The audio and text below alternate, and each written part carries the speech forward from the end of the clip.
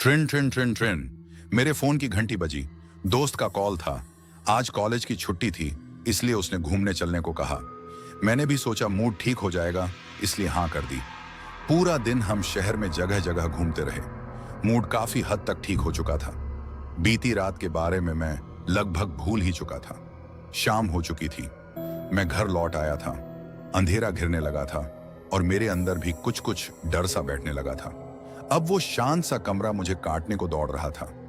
जरा सा हवा का झोंका भी आता तो मेरी सांसें ऊपर नीचे हो जाती।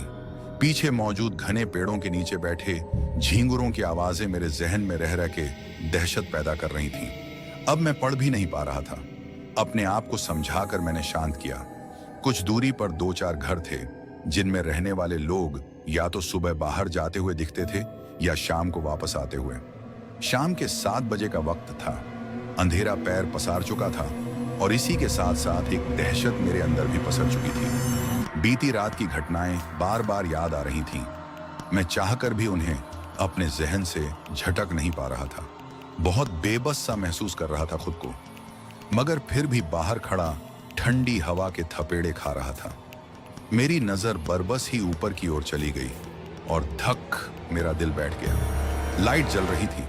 मैं कुछ देर वहीं मूर्ति की तरह खड़ा रह गया। अभी तो 7 ही बजे हैं, आसपास लोग भी जाग रहे हैं। डरने वाली क्या बात है, चलकर देखता हूं। क्या पता ज्यादा तनाव लेने की वजह से ऐसा सपना आया हो। इस तरह मैंने खुद को समझाया और ना चाहते हुए भी मेरे कदम ऊपर की तरफ बढ़ गए। बहुत धीरे धीरे कदम बढ़ाते हुए मैं ऊपर की तरफ जा रहा था कि भौं भौं भौं एकदम से आई कुत्ते की आवाज ने मुझे डर दिया। मैंने उसे जैसे तैसे भगाया। इस एरिया में तो कुत्ते थे ही नहीं। मेरे दिमाग में विचार आया, मगर मैंने उसे झटक दिया। मैं दोबारा ऊपर की तरफ बढ़ने लगा। गेट पर पहुंचकर मैंने नॉक किया, मगर कोई आवाज नहीं आई। मैंने हल्का सा धक्का दिया तो गेट खुला हुआ था। मैं आवाज लगाता हुआ अंदर चला गया। अंदर लाल रंग का बल्ब जल रहा था। सब कुछ अस्त व्यस्त सा था और स्टडी टेबल पर रखी किताबों पर धूल जम गई थी। बीती रात सपने में देखी एक एक बात सच थी, मगर कैसे? मैं तो कभी इस कमरे में आया ही नहीं, फिर वो सपना ऐसा कैसे हो सकता था? और ये सोचकर मेरे पैरों तले से जमीन निकल गई। मैं वहीं खड़ा खड़ा कांपने लगा और अचानक ही किसी ने कंधे पर हाथ रखा। मुझे बीती रात के सपने में कंधे पर गिरा वो कपड़ा ध्यान आ गया। मैंने बमुश्किल पीछे मुड़कर देखा और चिहुक कर पीछे हट गया। मेरा ही एक हमउम्र लड़का मेरे पीछे खड़ा था, जिसने मेरे कंधे पर हाथ रखा था। वो एक सांवले चेहरे वाला मगर खूबसूरत लड़का था। शरीर से भी ठीक ठाक था। कौन हो तुम? मैंने डरते हुए पूछा। तुम कौन हो? ये मेरा कमरा है, वो अपेक्षाकृत भारी आवाज में बोला। ऐसा लगा कई लोग मिलकर बोल रहे हो।